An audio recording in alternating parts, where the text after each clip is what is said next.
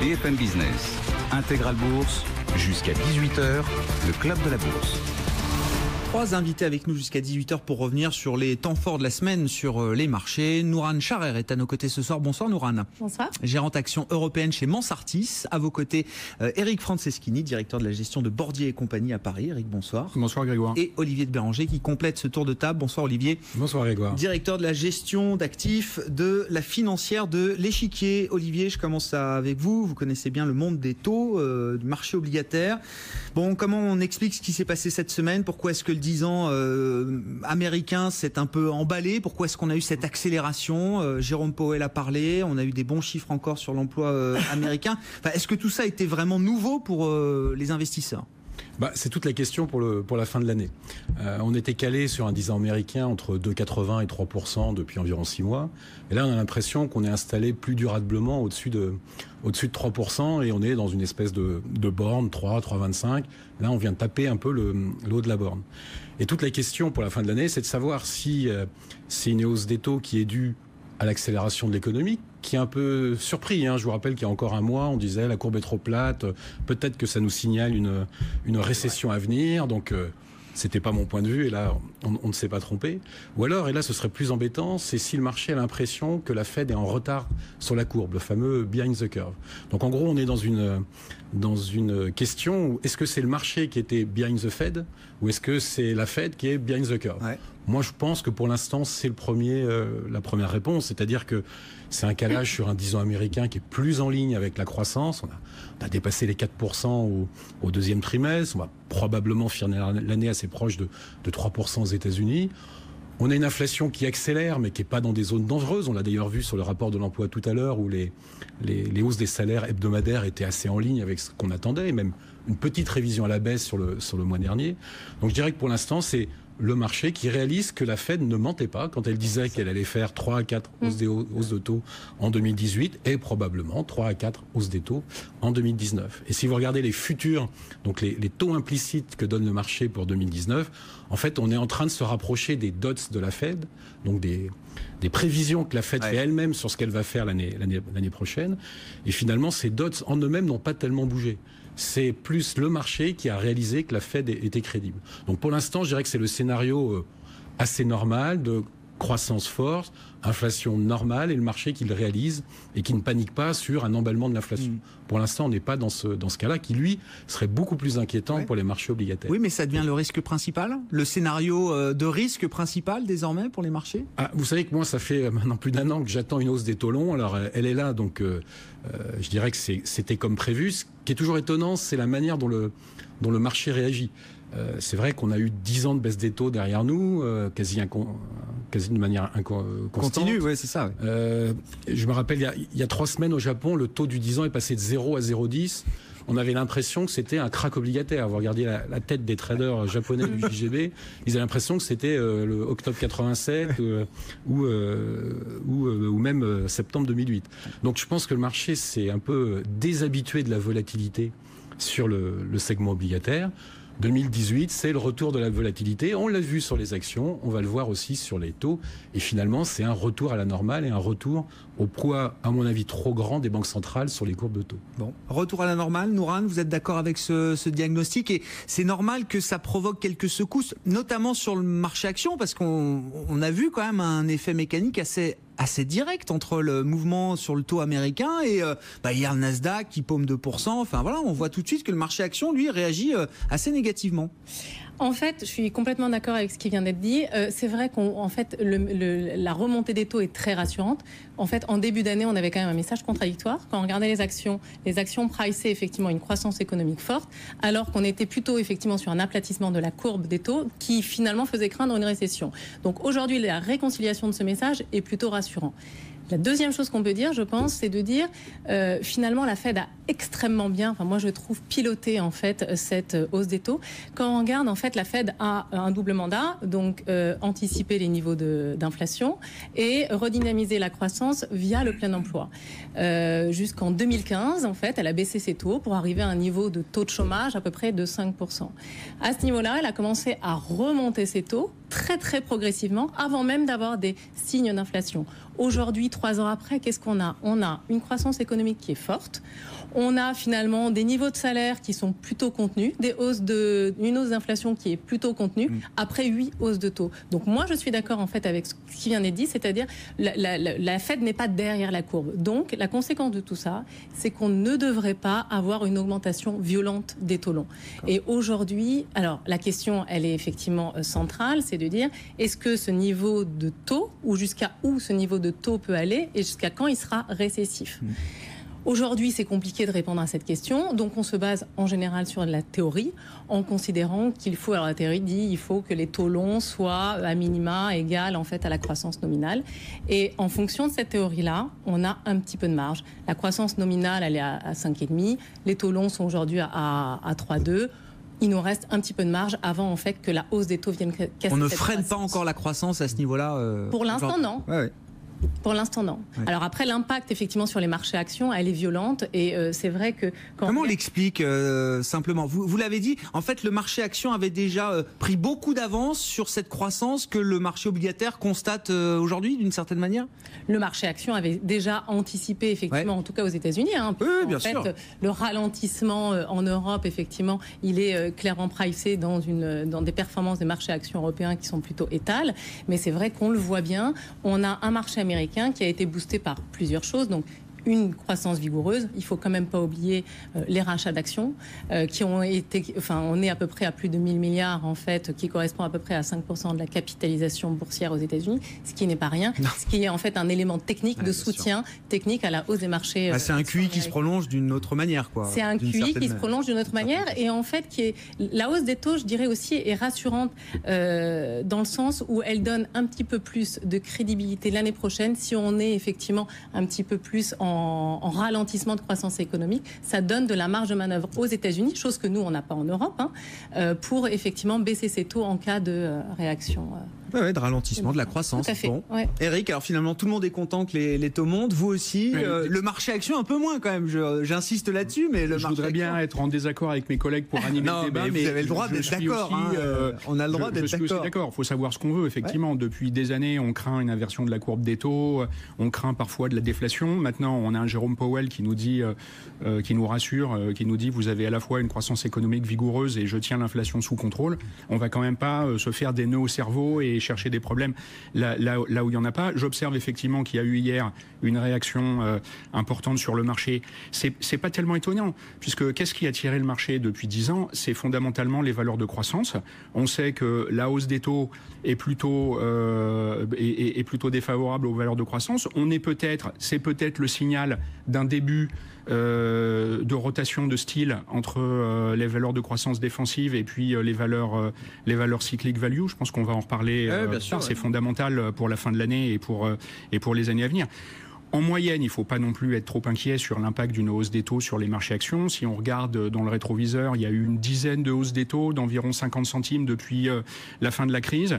Dans 9 cas sur 10, elles se sont accompagnées d'une hausse du S&P 500 de 5% en moyenne. Bon, ça ne va pas forcément se répéter à chaque fois, mais en moyenne, la hausse des taux est plutôt, paradoxalement, un signe de petite hausse du marché que de baisse. Donc là, il faut que ça s'ajuste un petit peu, mais effectivement, ça ne me semble pas un mouvement fondamental. Et encore une fois, je pense qu'il est normal que les taux se reconstituent et qu'on puisse à nouveau avoir du rendement sur la courbe obligataire. Quand on est comme nous chez Bordier, gérant de patrimoine, allocataire d'actifs, le fait que ces courbes soient plates et à un niveau absolu bas est un véritable problème de gestion de portefeuille. Donc si on a petit à petit une reconstitution à la fois des taux nominaux et de la pente de la courbe, il y aura certainement une période transitoire difficile, mais après, on aura à nouveau une vraie classe d'actifs obligataires. Oui, alors ça c'est sûr. Il faudra un moment revenir sur l'obligataire. Enfin, juste, si je reste sur le marché action, là c'est intéressant. Donc les valeurs croissance, le Nasdaq, le luxe, là qui souffrent un peu plus que les autres, est-ce que c'est un nouveau cycle qui débute, alors différent justement, moins porté par les valeurs croissance et plus porté par d'autres types de valeurs, ce que vous appelez la value. Oui. C'est une fenêtre de tir, c'est un nouveau cycle, parce qu'on a tous en tête quand même, enfin l'enjeu pour l'économie américaine, c'est de savoir comment est-ce qu'elle va atterrir l'an prochain. Est-ce que ça va être soft landing ou est-ce que ça va être hard landing? Et le scénario des marchés actions, il dépend beaucoup de ça aussi, j'imagine, Eric. On n'a plus de repères sur le cycle, savoir si on est en bout de cycle, est-ce qu'on va atterrir. Non, mais il y a des effets dopants dans l'économie américaine dont on sait qu'ils vont pas être prolongés. C'est sûr que la réforme fiscale, elle a eu lieu cette année. On va pas l'avoir une deuxième fois, mais je pense que effectivement, plus on remonte les taux, plus on reconstitue une capacité d'intervention s'il y a un gros trou d'air. Donc, je pense que l'important, c'est qu'il n'y ait pas d'inflation, parce que historiquement, c'est quand même ça qui a organisé, qui a déclenché des paniques obligataires et actions sur les marchés. Et on sent bien que Jérôme Powell est à la manœuvre. Et si par hasard, il y aura peut-être un peu plus des hausses des taux si l'inflation augmente. Mais là, on voit, si inflation il y a, ça viendra de la hausse des salaires, principalement, parce qu'on ne voit pas de hausse des matières premières énorme à part le pétrole. Mais pour le moment, comme les chiffres de tout à l'heure l'ont montré, ça reste contenu. On n'a pas de hausse des salaires démesurée pour le moment. Ça peut permettre au marché américain notamment de prolonger sa tendance, de battre de nouveaux records, ou est-ce que non, on est rentré quand même dans autre chose avec ces taux d'intérêt au plus haut depuis 7 ans, effectivement c'est cette fin de cycle, ce moment de la courbe de Phillips où on ne sait pas trop à quelle vitesse ça va partir. Est-ce que pour les marchés actions c'est la fin de quelque chose là, Olivier? D'abord, il faut voir si cette hausse des taux s'installe, mais ce qui est sûr, c'est que la vision des indices est très biaisée. Très biaisée. Tout à l'heure, on parlait de la différence entre croissance et value. Je vais vous donne un exemple simple. Dans notre gamme action, on a un fonds qui a plus 20 et un fonds qui a moins 12. Ouais. Le fonds de croissance, il a plus 20. Le fonds value, valeur des cotés, il est à moins 12. Ouais. C'est extrêmement rare d'avoir un tel écart dans notre gestion avec le même process, la même idée derrière la manière dont on construit des fonds. Si vous regardez les indices, on a l'impression, par exemple, que le CAC 40 est plutôt flat depuis le début de l'année. Vous avez plus d'un tiers des valeurs du CAC 40 qui sont en baisse de plus de 20% par rapport à leur plus haut. La définition d'un bear market, c'est ça. C'est quand on baisse de plus de 20%. Si vous regardez le DAX, il y a 45% des valeurs du DAX qui sont 20% plus bas, au moins 20% plus bas que leur plus haut. Donc il y a quasiment la moitié du marché, du gros marché européen qui est l'Allemagne, ou on va dire un tiers du stock 600, qui est en bear market depuis 12 mois. Donc on a eu un carnage sur la value. Un carnage qu'on n'a quasiment jamais vu depuis les années 2000. Après, tout dépend comment on définit ce qu'est value et autres, mais on n'a pas vu ça depuis la bulle tech de 2000. Et donc pour un nouveau client qui arrive chez vous, vous lui conseillez de prendre quoi? Plutôt le fonds value pour demain, enfin pour l'avenir, ou plutôt le fonds croissance? On conseille d'avoir un portefeuille équilibré, bien entendu, mais surtout on pense que sur le value, faut pas lâcher. C'est-à-dire que c'est pas parce que les performances... Déjà, faut pas vendre, voilà. On a souffert, mais c'est pas le moment de vendre. Je pense qu'on a souffert avec un degré de souffrance qu'on n'imaginait pas en début d'année, mais c'est pas le moment de vendre.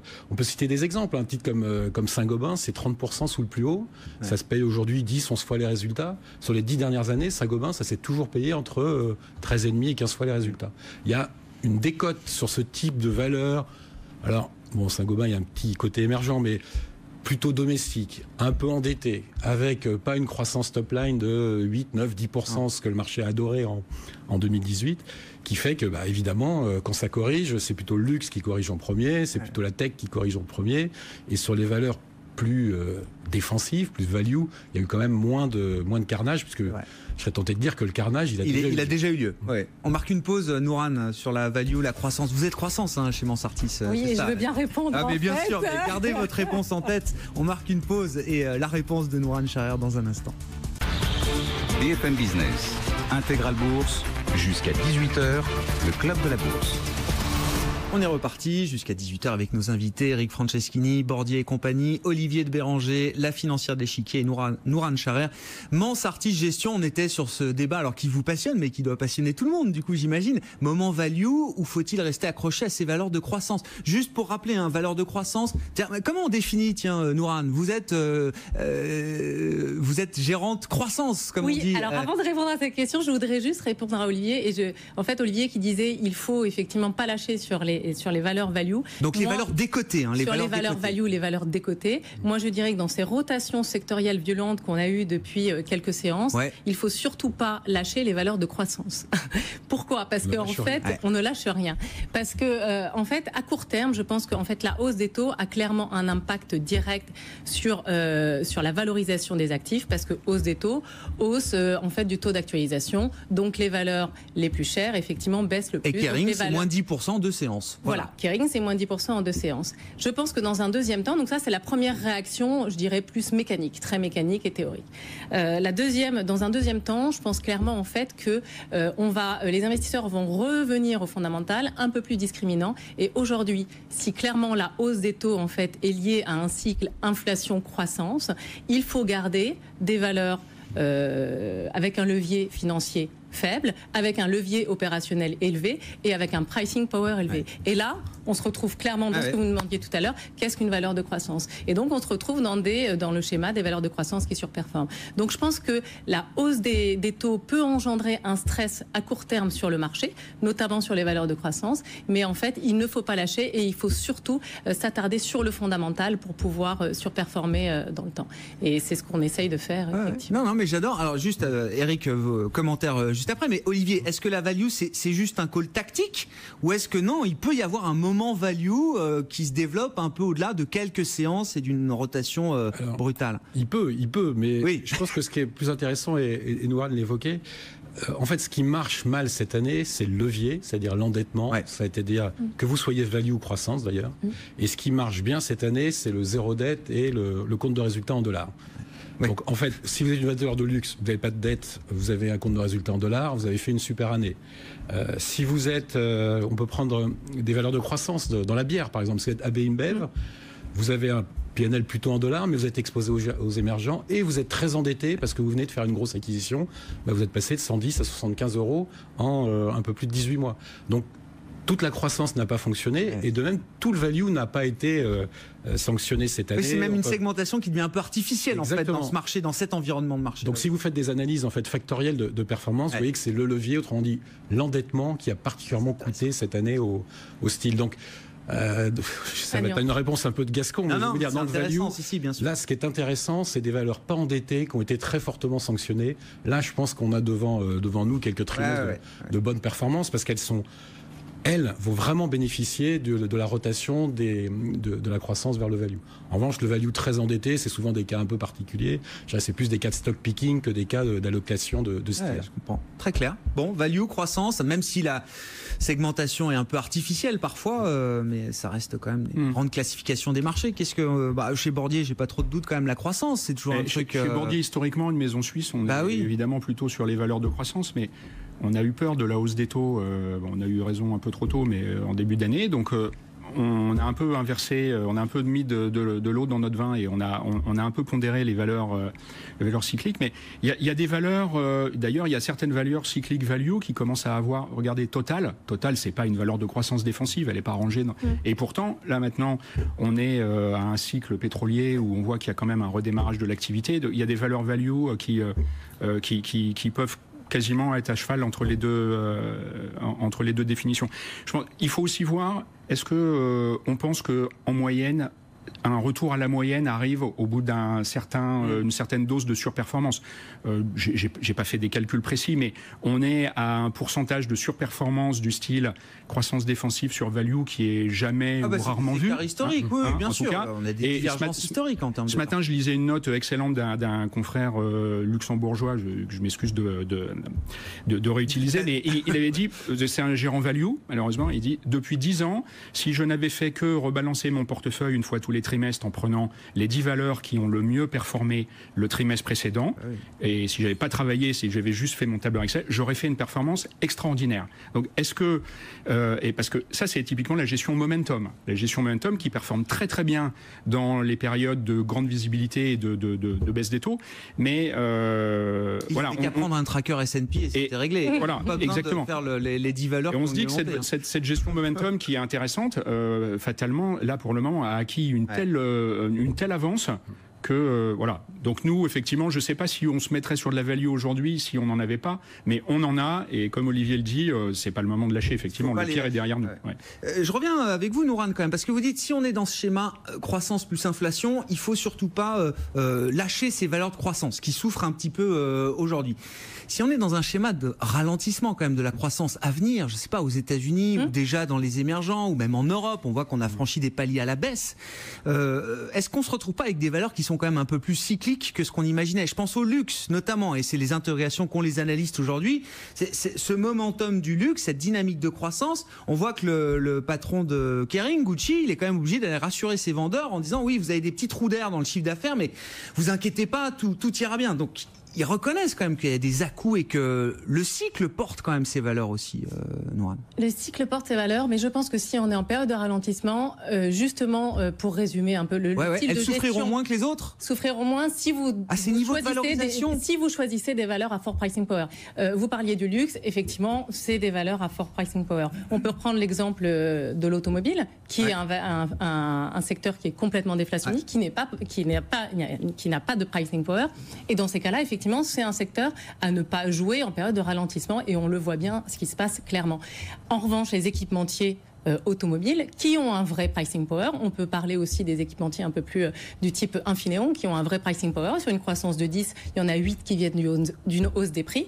Donc elles seront moins impactées par une baisse de volume. Donc en fait, on voit très bien en fait que ce style de gestion, en fait, l'analyse de la croissance, d'où vient la croissance est très important. Il ne suffit pas d'aller sélectionner des valeurs à forte croissance. Il suffit de sélectionner des valeurs avec des croissances plus importantes des prix pour faire face effectivement à une baisse du volume.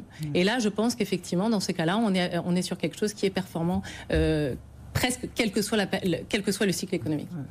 Est-ce qu'il y a, est-ce qu'on peut aller aussi sortir un peu peut-être de l'Europe et des États-Unis? Est-ce que dans les émergents, je m'adresse à vous, Olivier de Béranger, hein, est-ce qu'on trouve des choses intéressantes à faire à nouveau, même pourquoi pas en stock picking dans les émergents? Je parle des grandes valeurs technologiques, par exemple. Autant peut-être que c'est compliqué de justifier de acheter encore du Amazon à ce niveau-là. Est-ce que par exemple, on a vu le marché chinois qui avait beaucoup baissé. Est-ce que là, c'est des arbitrages qui vous paraissent appropriés aujourd'hui? Alors c'est vrai que c'est pas le cœur de mon expertise des marchés émergents, mais juste d'un point de vue global, ce qui est intéressant de voir sur les performances des marchés émergents, c'est que c'est exactement la même chose sur ce qu'on disait sur le value et la croissance. C'est ça.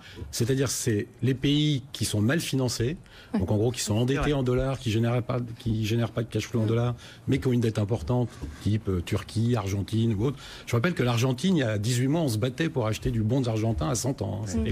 Ça avait été sursouscrit, mais puis 18 mois après, on est au FMI en train de demander des lignes de crédit. Donc je pense qu'on a exactement le même effet, c'est-à-dire que les pays mal financés, à balance des paiements courants déficitaires, avec des créanciers de l'étranger et un endettement en hard currency, donc en l'occurrence en dollars, ça va être compliqué. Donc je pense que si on veut développer un stock picking dans les émergents, il faut suivre cette grille de lecture et aller plutôt vers des sociétés pas trop endettées, qui sont pas trop domestiques et qui ont une exposition internationale. Bon, non, mais très très clair. D'ailleurs les devises émergentes qui n'ont pas fini de baisser. Hein. Enfin, là, on le voit encore aujourd'hui. Parler du peso, il se fait encore un peu tarter, le peso argentin notamment. Sur le moment value, vous dites chez Bordier, on a mis, contrairement à la tradition, enfin l'historique des maisons suisses, vous avez quand même voulu mettre un peu de value dans les portefeuilles, c'est-à-dire on a défini les valeurs croissance, mais comment on définit les valeurs value aujourd'hui? On a mis un petit peu de bancaire, par exemple. Donc, par exemple, hier, les bancaires, ça a très bien fait. Donc, on est content d'en avoir, évidemment. Si on regarde la performance depuis le début de l'année, c'est plus difficile. Bon, les bancaires, c'était pas que aussi un call sur la hausse des taux. On a aussi fait du stock picking sur des valeurs comme Unicredit, sur lesquelles il y a eu un changement de management et sur lesquelles il y a vraiment une histoire corporate à jouer. Mais donc, pour le moment, évidemment, le pari n'est pas gagnant. Mais si on reste dans ce cycle de repentification de la courbe, ce qui est vraiment vital, plus que le niveau absolu des taux, ce sera clairement quelque chose qui nous protégera, qui protégera le portefeuille contre la hausse des taux. Et en plus, si on arrive à apaiser un peu la situation italienne, ce serait pas plus mal pour les banques également. Aussi, justement, alors vous y croyez à un apaisement de la situation italienne? Un apaisement, pas à court terme, parce qu'à court terme, il y a trop d'enjeux politiques en Italie, mais on ne voit pas. Il est inenvisageable que l'Italie sorte de la zone euro. Je pense que les Italiens se rendent compte qu'ils perdraient 90% de leurs économies. Et est-ce que même on peut avoir, en préparant l'émission, on a parlé de restructuration de la dette sans aller jusqu'à sortie de la zone euro. Là, le taux d'endettement de l'Italie, c'est 130% du PIB.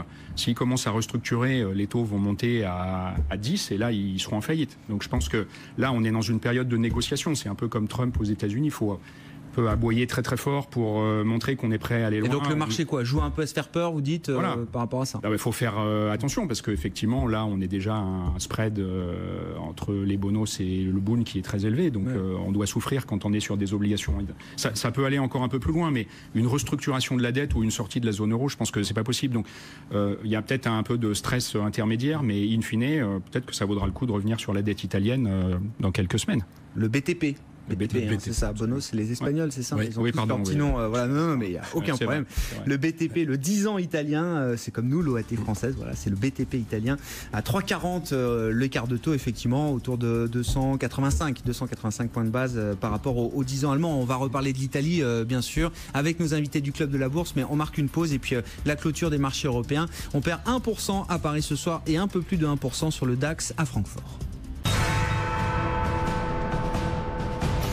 Fin de séance sur les marchés européens, nous invités en plateau, on perd 1% à Paris, on attend la clôture définitive dans quelques instants. Alexandre Baradez, on vous retrouve en duplex, responsable de l'analyse de marché chez IG. On refait un peu la séance du jour avec vous, Alexandre, enfin même la séquence du moment. Et tous les investisseurs sont focalisés sur le 10 ans américain qui devient, le baromètre de l'appétit pour le risque. Et en ce moment, l'appétit pour le risque, il est un peu diminué.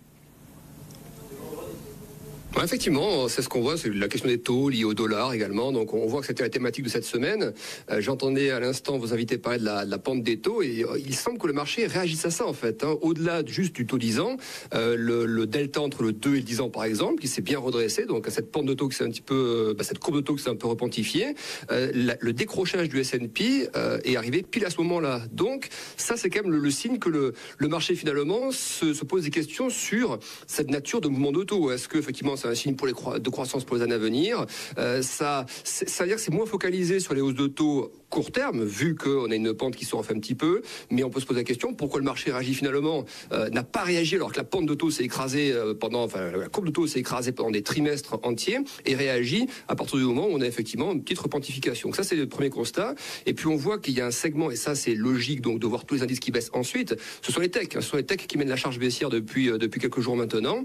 Là où on se parle, on est sur une volatilité sur le Nasdaq 100 qui avoisine les 21-22. Ça fait hier, c'était déjà un plus 20% quasiment, c'est encore plus 6% aujourd'hui, de hausse de la volatilité. Et on voit des valeurs qui étaient jusqu'alors les vraies forteresses imprenables des techs qui commencent à faiblir un petit peu. Je pense évidemment à Apple. On a déjà des grosses techs qui avaient faibli, Facebook par exemple, Netflix qui avait déjà baissé également. Et là, c'est autour de celles qui résistaient contre vents et marées à toute velléité baissière. Et là, on a du Apple qui lâche aujourd'hui un 5, un 6. Et là, on voit qu'effectivement, les indices tech se replient. Le S&P donc se replie. Apple étant également dans le Dow Jones, ça se replie également. Vous voyez, on a vraiment le sentiment que les techs, c'est la thématique du jour. Dans l'Eurostock 50, le plus fort secteur à la baisse aujourd'hui, il y a encore quelques heures, c'était les techs. Donc, à surveiller parce qu'évidemment, les techs sont montés très haut, ont des valorisations bien plus élevées que d'autres secteurs. Donc, le risque est là. Et en plus, on en a parlé tout à l'heure, il y a la question des configurations techniques. Je prends un cas très concret. Le Nasdaq 100, par exemple, il a été supporté par sa moyenne de prix exponentielle 50 jours depuis le mois de juillet. C'est-à-dire depuis le mois de juillet, 4 fois, l'indice a rebondi sur cette moyenne de prix, donc il évolue à la hausse progressivement. Et aujourd'hui, hier, on a déjà commencé à la taper un petit peu, et aujourd'hui, on passe en dessous. Donc, c'est un support mobile, mais on passe sous un support mobile qui tient depuis le mois de juillet. Et avec un double top qui est en train de se former, c'est-à-dire potentiellement 300 points de baisse derrière pour le Nasdaq 100. Donc, 300 points de baisse derrière, c'est-à-dire que le S&P peut aussi partir à la baisse, etc., etc. Et si on reparle de l'Europe pour terminer, on voit que le DAX également est dans une zone particulièrement fragile, proche des 12 000 points. On sait que le DAX a des configurations graphiques également type épaule-tête-épaule formées sur plusieurs trimestres, qui sont des configurations particulièrement dangereuses. Et donc, pour moi, la survie du DAX sur ces niveaux tient à quelques dizaines de points. Là, on est vraiment dans une zone d'asphyxie pour le DAX. Si on passe sous cette zone de prix, 12 100, 12 000 points, je vois pas comment derrière, à part d'un miracle sur l'Italie, je vois pas comment ça repartirait derrière. Donc, il y a vraiment aussi un aspect technique très fragile sur la partie européenne, sur le DAX notamment, le CAC qui est passé sous toutes ses moyennes de prix. Donc vous voyez, on a quand même des signaux de part et d'autre de l'Atlantique qui ne sont pas terribles. Et cette nuit, si on termine là-dessus, le Hang Seng également, vous voyez les indices asiatiques, le Hang Seng qui repasse également sous une vieille oblique. Voilà, il n'y a eu que des signaux baissiers aujourd'hui sur tous les indices mondiaux. Donc pas de quoi pour l'instant être réjoui dans cette fin de semaine. Non, on reste sur une note un peu lourde, hein, effectivement, on garde le sourire quand même, mais c'est vrai que l'environnement est un peu lourd sur les marchés. Merci beaucoup Alexandre, merci de nous avoir accompagnés pour cette clôture du vendredi. Alexandre Baradès, chef analyste chez IG, le CAC 40 en baisse de quasiment 1% ce soir à l'arrivée, 5358 points à Paris, le DAX à Francfort, on en parlait, recule de plus de 1%. Alors les secteurs les plus affectés, des secteurs technologiques, on le voit avec les semi-conducteurs, ST Micro recule de quasiment 5% ce soir à Paris, Dassault Systèmes perd 3,6%, le secteur des ressources de base également, qui était un peu lourd aujourd'hui, ArcelorMittal moins 4%, Eramet recule de près de 4% également, les valeurs du luxe avec Kering notamment, qui est encore attaqué aujourd'hui, alors c'était moins 5, moins 6% hier pour Kering, c'est moins 2% ce soir à l'arrivée pour l'ex-PPR, on notera Trigano aussi, une valeur qui a pas mal souffert ces derniers temps, Trigano qui recule encore de 6,5%, et puis à l'inverse, on trouve Valeo qui baissait encore de 2,5-3% ce matin à l'ouverture au fond du gouffre. Valeo, capitalisation boursière divisée par 2 depuis le début de l'année dans le secteur automobile et même le segment des équipementiers automobiles, mais Valeo qui a rebondi sur des considérations techniques après être passé sous les 32 €. Le titre regagne 0,3% ce soir. Michelin dans le secteur auto est en hausse d'un peu plus de 1% et puis Publicis signe la plus forte hausse du CAC ce soir, une poignée de valeurs qui termine en hausse. Publicis sur un gain de 1,2%, le CAC 40 à l'arrivée, moins 0,95%, 5359 points. BFM Business, Intégral Bourse, on refait la séance. Avec nos invités en plateau, Nourane Charer, gérante Action Européenne chez Mansartis, Eric Franceschini, directeur de la gestion de Bordier, et Olivier de Béranger, directeur de la gestion financière de l'Échiquier. Sur l'Italie, est-ce qu'on est rentré dans la prophétie autoréalisatrice des marchés, d'autant que Matteo Salvini nous donne un objectif, il nous dit le gouvernement reculera pas jusqu'à 400 points de base de spread sur le 10 ans italien, 10 ans allemand, donc la tension, la prime de risque, on n'y est pas encore. Est-ce que le marché va aller cibler cet objectif et je sais pas, qu'est-ce que ça nous dit de la capacité de résistance aussi du gouvernement italien aujourd'hui face à la pression des marchés, Olivier? Le mois d'octobre est assez crucial sur ce thème, puisqu'effectivement le budget italien va être présenté à la Commission européenne et les agences de notation vont donner en fin de mois leur avis sur la qualité du crédit italien. Moi, mon avis, il est un petit peu différent de celui des marchés qui sont inquiétés sur les 2,4, 2,2, puis 2 de déficit. C'est plus la qualité du déficit qui est importante, c'est-à-dire est-ce que ce déficit s'est fait pour relancer la machine italienne, qui est un sous-performeur, mais dramatique de la zone euro. Si vous prenez un indice 100 de PIB italien en 99, lorsque la zone euro a été créée, vous dépassez à peine 108 aujourd'hui. C'est-à-dire qu'en 18 ans, vous avez fait à peine 8% de croissance de PIB. Même la France, qui a ses travers, fait 27 ou 28. L'Allemagne est à 30 et l'Espagne atteint bientôt 40% de croissance depuis le lancement de l'euro. Donc on a un problème de croissance en Italie. Et la soutenabilité de la dette, elle vient plus du problème de croissance que du problème d'endettement. Alors évidemment, 130% de dette sur PIB, c'est dramatique, mais quand on a un excédent primaire, c'est gérable. Donc ce qu'il faut montrer à Bruxelles, et ça va être toute la tâche un peu difficile du gouvernement italien, c'est de montrer que ce déficit, il améliore la compétitivité italienne et il va créer de la croissance future.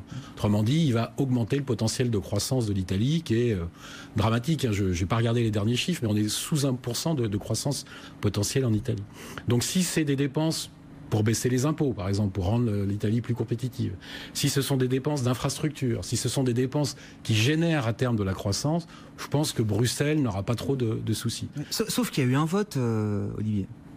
Il y a eu une élection, il y a eu un vote, il y a eu un programme. Oui, non, mais je suis d'accord. Mais enfin, si on suivait les programmes. Non, mais d'accord. Mais ça veut dire quand même une volte. Ça veut dire que vous attendez quand même une volte-face sur des points majeurs des politiques italiens. Et on imagine bien. C'est pas forcément des volte-face. Ça peut être des programmes d'annonce sur il y aura un revenu universel, mais c'est pas tout de suite. On va commencer par. On a commencé à voir un peu. On a commencé à voir. Et il faut en fait un peu rentrer dans la politique italienne pour voir que cette alliance entre le mouvement 5 étoiles et la Ligue, qui était, on va dire, une alliance 50-50 au moment de l'élection, elle est quand même très nettement en train de passer en faveur de la Ligue. Ouais. Et là, c'est les baisses d'impôts, par exemple. Et là, c'est plutôt les baisses d'impôts. Pour être clair, ils voulaient un changement de gouvernance et puis des mesures plus fortes contre l'immigration, les deux mouvements politiques. Ils l'ont obtenu. Dans toute l'Europe entière, maintenant, l'idée n'est plus d'ouvrir grand les portes à l'immigration. Donc, il y a déjà des gains politiques qui ont vraiment été faits par les politiques italiens. Et je vous rappelle que la Ligue s'appelle la Ligue, mais il y a encore un an, elle s'appelait la Ligue du Nord. Et la Ligue du Nord, c'est pas des gens qui ont envie de distribuer 1 000 € à tout le monde sans condition. Donc, tout ça pour dire, c'est qu'on a un moment un peu crucial, qu'effectivement, le marché... Je ne pense pas qu'on puisse dire qu'il est en mode panique. 285 points de base de spread sur le Bund. Bon, on a vu pire. On a vu pire. Oui. Si les taux restent comme ça, le coût moyen de refinancement de l'Italie en 2018 sera inférieur à ce qu'il était en 2017, d'une dizaine de BP. Si les taux restent à ce même niveau en 2019, et en gros 200 milliards de tombées de BTP en 2019, le coût de refinancement augmentera de 30 à 40 BP, ce qui est tout à fait supportable. Donc on n'est pas encore dans la zone panique. La zone panique, effectivement, c'est peut-être 400 points de base. C'est ça. Elle a été assez bien fixée par le gouvernement italien. Ouais. Bon, Nourane, sur l'Italie, alors, je vois quand même des gérants qui sont très inquiets et d'autres qui le sont beaucoup moins, qui sont vraiment dans quelque chose de beaucoup plus apaisé. Je pense que l'Italie, de toute façon, inquiète structurellement parce que ça fait longtemps qu'on cumule les problèmes. On a quand même des problèmes de productivité, des problèmes de compétitivité, donc c'est un vrai problème économique, des problèmes démographiques. Et aujourd'hui, on cumule l'économie, la finance et la politique. Donc c'est vrai que structurellement, on a des vrais problèmes en Italie. Aujourd'hui, c'est vrai que quand on regarde effectivement la dette sur PIB qui est à 130, c'est important en fait de le ramener pour voir effectivement le potentiel d'amélioration ou de soutenabilité de la dette à terme. C'est important de le ramener par rapport aux recettes sur PIB. Et aux recettes sur PIB, en fait, en Italie, est très élevé. Donc on est à peu près, pour vous donner un ordre de grandeur, à 50%. Très élevé. Aux États-Unis, on est à 30%. Qu'est-ce que ça veut dire ? Ça veut dire qu'on n'a plus de marge de manœuvre, ou en tout cas, on a moins de marge de manœuvre pour remonter les impôts, pour augmenter les recettes. Donc c'est vrai qu'on est dans une vraie problématique de fond. Mais aujourd'hui, quand on regarde ce qui se passe sur les marchés, est-ce que ça a été une problématique qui a été intégrée par les marchés actions ? Et finalement, pas tant que ça. Par les marchés obligataires, ce que disait Olivier, effectivement, l'écart de spread avec le Bund est pas énorme. Mais alors, sur les marchés actions... ils ont souffert à Milan quand même, non ? Elles ont moins souffert depuis le début de l'année que le DAX. Donc, les valeurs allemandes ont perdu presque 6%, quand les valeurs italiennes ont perdu à peu près 3,5%.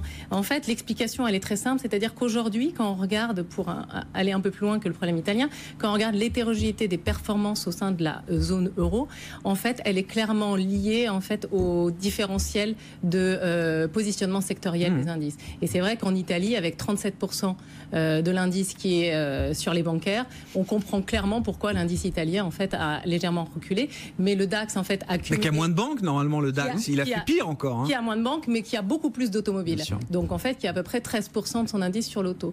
Donc en fait, finalement, on voit bien, et ça a été très discriminant parce qu'en Italie, vous pouviez effectivement avoir il y a certains secteurs, comme les secteurs de la consommation discrétionnaire ou consommation de base, qui ont réalisé des performances de près de 15%.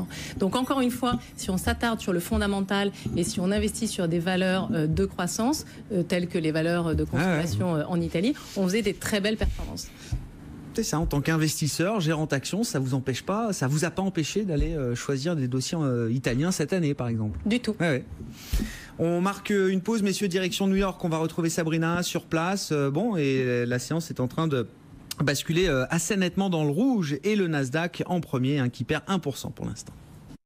BFM Business à la radio dans les grandes villes de France. Découvrez toutes les fréquences FM de BFM Business sur bfmbusiness.com.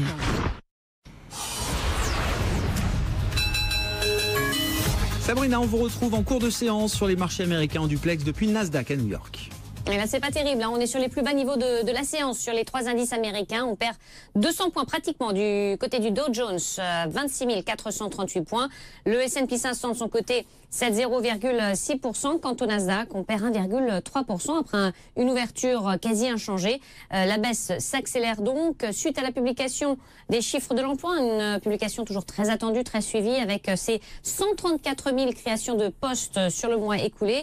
C'est moins que prévu, le consensus était à 185 000, plus faible création depuis le mois de septembre de l'année dernière. On notera quand même une révision sur les mois de juillet et d'août, révision à la hausse. Le taux de chômage ressort à 3,5%. 7% de la population active. C'est le plus bas depuis le mois de décembre 1969. Et puis le salaire horaire moyen est en hausse de 2,8%, ce qui est conforme avec les attentes. On notera que l'on a eu, suite à ces chiffres, une réaction sur l'obligataire. On est sur le 10 ans passé sur les plus hauts en 7 ans, et ce qui a donc déstabilisé ces marchés actions américains. Dans une séance qui est plutôt calme du côté des entreprises, on garde bien sûr toujours un œil sur Tesla, qui a quand même réussi, grâce au tweet de son patron, à effacer tous les gains qui avaient été enregistrés suite à l'annonce de son accord avec la SEC, le gendarme boursier américain, pour mettre fin à une enquête de fraude. Le tweet en question, eh bien, Elon Musk se moque de la SEC en indiquant, eh bien, en la qualifiant de commission d'enrichissement des short sellers, des vendeurs à découvert. Quelques jours donc après cet accord, ça a fait douter certains sur bien la réaction de la SEC. Est-ce que, eh bien, ça va changer la donne? Beaucoup de questions sur l'État, la stabilité de Elon Musk, beaucoup d'interrogations, et un titre donc encore une fois qui chute de plus de 5%. On est là aussi sur les plus bas niveaux pour le titre Tesla, moins 5,6%, $265 dans un compartiment tech qui est sous pression. On a de nouveau de fortes baisses sur les valeurs comme Amazon. On est repassé sous les 1900 points, moins 1,3%. Apple parmi les plus fortes baisses de l'indice Dow Jones. Merci Sabrina, bonne fin de séance à vous. À New York, les marchés américains tous les jours en duplex avec vous. Depuis le Nasdaq, de l'ouverture à la clôture, on marque une dernière pause dans ce club de la bourse. On a clôturé les marchés européens avec une baisse de 1%, assez généralisée d'ailleurs, moins 1% à Paris, moins 0,95% pour le CAC, 5359 points. On perd 1% à Francfort et un peu plus de 1% à Milan ce soir. BFM Business, Intégral Bourse, jusqu'à 18h, le club de la bourse. Nos trois invités avec nous pendant quelques minutes encore: Olivier de Béranger, directeur de la gestion de Financière de l'Échiquier, Nourane Charer, gérante action européenne chez Mansartis, et Eric Franceschini, directeur de la gestion de Bordier et compagnie à Paris. On résume un peu les choses en précisant comment ça se passe dans les portefeuilles. Enfin, qu'est-ce qui vous paraît être approprié aujourd'hui chez Bordier, Eric, dans cet environnement de marché? On a parlé de l'Italie tout à l'heure. C'est évident que ça va perturber les marchés, au moins jusqu'à la fin octobre. Ne serait-ce qu'en se basant sur la séquence européenne, aller-retour, qui va forcément provoquer de la volatilité. Donc, mais in fine, tout se résume à une question d'allocation d'actifs. Quand on est gérant de portefeuille, on doit allouer entre différentes classes d'actifs. Et là, depuis longtemps, on a un problème de sous-performance de tout ce qui n'est pas action. C'est-à-dire qu'on voit que sur les marchés obligataires, on est entre 0, moins 1 depuis le début de l'année. On a malheureusement beaucoup de fonds décorrélés alternatifs qui nous avaient apporté une performance vraiment très utile depuis une dizaine d'années, qui fonctionnent beaucoup moins. Et donc on se retrouve finalement avec les actions, mais les actions qui sont en croissance ininterrompue depuis très longtemps. Donc difficile quand même d'en racheter. Nous, chez Bordier, on a environ 45% d'actions dans les portefeuilles. Donc évidemment, ces périodes de volatilité sont difficiles, mais malheureusement, jusqu'à ce que les taux se stabilisent à un niveau un peu plus haut, on va rester avec une rentabilité faible ou négative sur la partie obligataire. On peut espérer que la partie décorrélée alternative se redresse un petit peu, mais on voit quand même que c'est la partie action qui va apporter la performance des prochaines années. Donc voyons le bon côté des choses. Et c'est que ces périodes de volatilité vont nous permettre de capturer en choix de valeur, en stock picking, des anomalies de marché qui n'existent pas forcément en rythme de croissance normale et en rythme de marché haussier, et donc des valeurs qu'on n'ose pas mettre dans les portefeuilles. Et là, avec cette volatilité des marchés, c'est l'occasion de remettre un peu d'action dans les portefeuilles jusqu'à ce que les primes sur les taux se reconstituent et qu'on puisse à nouveau avoir de la rentabilité sur les taux, et jusqu'à ce que les fonds alternatifs qui fonctionnaient bien jusqu'à présent retrouvent un peu leur fonctionnement. Donc, bon, évidemment, c'est des périodes des jours comme hier ou aujourd'hui, je dirais, on s'en passerait, mais bon, le marché est en croissance ininterrompue depuis 10 ans. S'il baisse de 5%, bah c'est sûr que c'est désagréable, mais le bon côté, c'est que ça permet de saisir des opportunités sur des valeurs en particulier, sur lesquelles on a des ordres d'achat à la baisse et sur lesquelles on attend de pouvoir se positionner. Bon, c'est une année un peu compliquée de toute façon pour les fonds diversifiés, comme on les appelle, Olivier. Alors j'ai pas regardé spécifiquement les performances de Financière de l'Échiquier, qui doivent être forcément meilleures que les autres. Non mais j'en sais rien. Non mais on était à Lyon, voilà. Et Tout le monde a des performances un peu compliquées à justifier auprès des clients là pour les fonds patrimoniaux, les fonds diversifiés en fin d'année. Dans les fonds diversifiés européens, c'est difficile. Si vous êtes un fonds diversifié mondial, vous aviez au moins les US et l'effet dollar qui vous a bien aidé. Ouais. Mais si vous étiez purement européen, et on en parlait tout à l'heure, la difficulté c'est plus vous étiez défensif, plus vous êtes négatif cette année.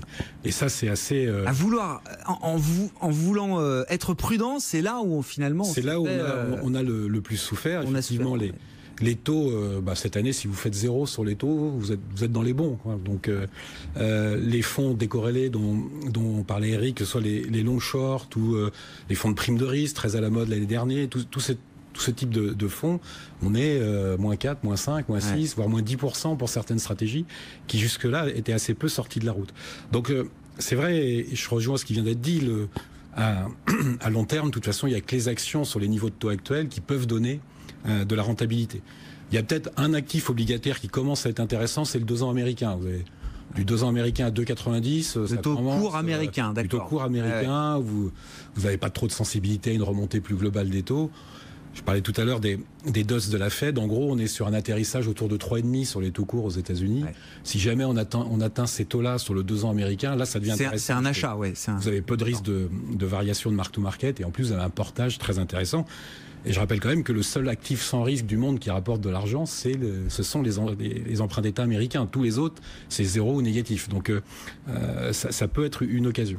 Mais c'est vrai que pour les portefeuilles purement européens, l'année a été difficile, surtout impactée en fait par le fait que le moteur obligataire est à l'arrêt et que les moteurs actions défensives sont négatifs cette année. Donc c'est pas une année simple en effet pour les gestions diversifiées. Ouais, bon, et donc l'allocation pour l'avenir là, elle est compliquée à mettre en place aujourd'hui. Je pense que c'est intéressant d'avoir toujours une poche de cash pour être prêt à racheter des obligations s'il y a un écartement des spreads de crédit. Nous, on a été toujours positif sur l'année sur le high yield. Si vous avez un portefeuille high yield, vous avez, même en euros, vous avez réussi à grappiller quelques BP de la dette spéculative, la dette à haut rendement, pardon, la dette. Les emprunts investment grade, donc les meilleures qualités d'emprunt cette année, vous perdez plutôt de l'argent à cause de la remontée des taux. Si jamais il devait y avoir un accident de marché, on parlait d'une correction de 5% sur les indices boursiers, si ça vous fait 25 ou 50 BP d'écartement sur le crédit, en Europe, c'est un moment de revenir là-dessus. Ouais, c'est pour ça qu'on a des poches de cash. Oui, l'idée d'acheter des creux encore quand même. L'idée d'acheter des creux sur les crédits comme sur les actions. Ouais, je comprends. Il nous reste 1 minute 30 pour conclure avec vous, Nourane, sur l'allocation, même votre positionnement dans le fonds aujourd'hui. Vous avez beaucoup de cash ou pas aujourd'hui Alors, en fait, chez nous, les fonds diversifiés, ça a été compliqué. Là, j'espère que Grégoire, tu me pardonneras, mais en fait, chez Mansartis Investissement... Vous en êtes très bien sorti. Voilà, on s'en est très bien sorti. On a fait une performance de 6,5% à fin septembre. Et en fait, pourquoi ? Parce qu'en fait, dans les fonds diversifiés, souvent, on optimise les rendements par classe d'actifs. Chez nous, en fait, on n'optimise pas les rendements par classe d'actifs. Olivier disait tout à l'heure, en fait, que les marchés obligataires n'apportait plus de performance, mais non seulement elle a plus apporté de performance, mais en fait elle a détruit de la performance chez beaucoup de nos concurrents. Et en fait, nous, on optimise, on sélectionne les actions pour le risque et les obligations dans le fonds sont sélectionnées pour baisser la volatilité. Donc on a très peu de risques en fait sur la poche obligataire, sur la poche taux. On est très faiblement sensible, des durations très faibles, des notations qui sont des notations de triple B+, donc c'est plutôt une bonne notation.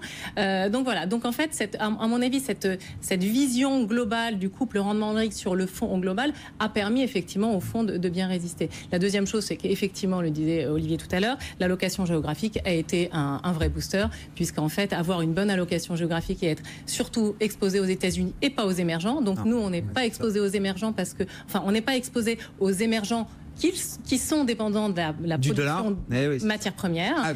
Et en revanche, on est plutôt exposé effectivement aux émergents asiatiques. Donc ça a été effectivement aussi un vrai contributeur. Et puis après, la sélection de titres qui, jusqu'à aujourd'hui, nous est favorable. et voilà. Donc après, pour le reste de l'année, on privilégie la prudence pour une simple et bonne raison, c'est-à-dire qu'on est dans des phases d'ajustement de cycle qui sous-tend en fait une certaine prudence, le temps que les cycles se mettent un petit peu... C'est pas un processus linéaire. linéaire. Voilà, c'est pas un on le voit. processus linéaire. Tout à fait. Effectivement, ça provoque quelques à-coups, quelques secousses. Il faut digérer tout ça. Et le 10 ans américain qui aurait été l'exemple parfait cette semaine, avec un nouveau plus haut depuis 2011, au-delà de 3,20. Même nouveau plus haut, plus de 3,23 cet après-midi, au moment où on se parle sur le 10 ans américain. Ce qui a pénalisé un petit peu les marchés actions. On l'a vu encore aujourd'hui, le CAC qui recule de 1% à l'arrivée ce soir. Merci à vous trois. Merci d'avoir été les invités du Club de la Bourse. Bientôt 18h. Très bon début de soirée sur BFM Business. On se retrouve dès lundi, évidemment, 15h30 pour Intégral Bourse. BFM Business, Intégral Bourse, jusqu'à 18h, la bourse en temps réel.